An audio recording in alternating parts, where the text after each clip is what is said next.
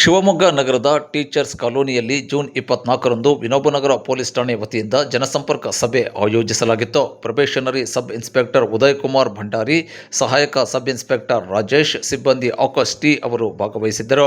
PSI Udaykumar ಅವರು ಮಾತನಾಡಿದರು. ನಾಗರಿಕರಿಗೆ ಅಗತ್ಯ ಸಲಹೆ ಸೂಚನೆಗಳನ್ನು ನೀಡಿದರು. ನಾಗರಿಕರು ಮಾತನಾಡಿ, ಹಗಲು ರಾತ್ರಿ ಗಸ್ತು ವ್ಯವಸ್ಥೆ, ಬೀಟ್ ಪಾಯಿಂಟ್ಗಳ ವ್ಯವಸ್ಥೆ, ರಾಜ್ಯ ಹೆದ್ದಾರಿಯಲ್ಲಿ ವಾಹನಗಳ ವೇಗ ನಿಯಂತ್ರಣಕ್ಕೆ ಕ್ರಮ ಕೈಗೊಳ್ಳುವುದು, ಸಾರ್ವಜನಿಕ ಸ್ಥಳಗಳಲ್ಲಿ ಮದ್ಯ ಸೇವನೆ ಮಾಡುವವರ ವಿರುದ್ಧ ಕ್ರಮ ಜರುಗಿಸುವುದು ಸೇರಿದಂತೆ ವಿವಿಧ ಅಹವಾಲುಗಳನ್ನು ಪೊಲೀಸರ ಮುಂದಿಟ್ಟರು.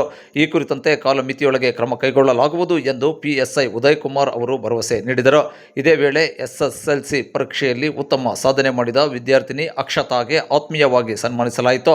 ಸಮಾರಂಭದಲ್ಲಿ ಪತ್ರಕರ್ತರಾದ ಬಿ ರೇಣುಕೇಶ್, ಮುಖಂಡರಾದ ರಾಮಚಂದ್ರಪ್ಪ, ಕೊಟ್ರೇಶಪ್ಪ, ದಯಾನಂದ್, ಉಮೇಶ್ ಹಿರೇಮಠ, ಕುಮಾರ್, ಷಡಾಕ್ಷರಿ, ಸಂತೋಷ್, ಶಿಕ್ಷಕರಾದ ಅಶೋಕ್, ರಾಮಚಂದ್ರ, ಹಿರಿಯರಾದ ಪಾಟೀಲ್, ಅಬ್ದುಲ್ ರಹೀಂ, ಮಂಜುನಾಥ್, ಮುರುಗೇಶ್, ಯುವ ಮುಖಂಡರಾದ ಶಿವು, ಅಭಿನಂದನ್, ಅಡಕೆ ವರ್ತಕರಾದ ಜಗದೀಶ್, ವೇದಾಂತ್ ಆಚಾರ್ಯ, ಬಿದ್ದೆ ಮಾರುತಿ, ಶಾಮೀರ್ ಪಾಷಾ, ಪಂಕಜ, ಲತಾ, ನಾಗರತ್ನ ಸೇರಿದಂತೆ ಮೊದಲಾದವರು ಉಪಸ್ಥಿತರಿದ್ದರು.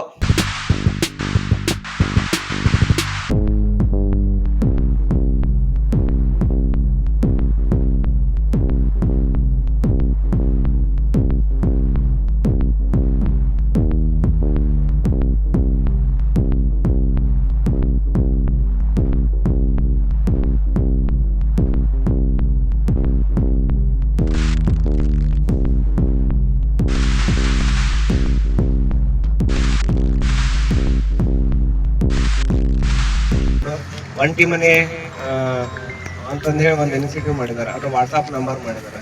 ನಾವೆಲ್ಲಾದರೂ ಲಾಂಗ್ ಡೇಸ್ 3 to 4 ಡೇಸ್ ಎಲ್ಲರೂ ಹೋಗೋದಿದ್ರೆ ಅದು ಒಂದು ವಾಟ್ಸಪ್ಗೆ ನಿಮ್ದು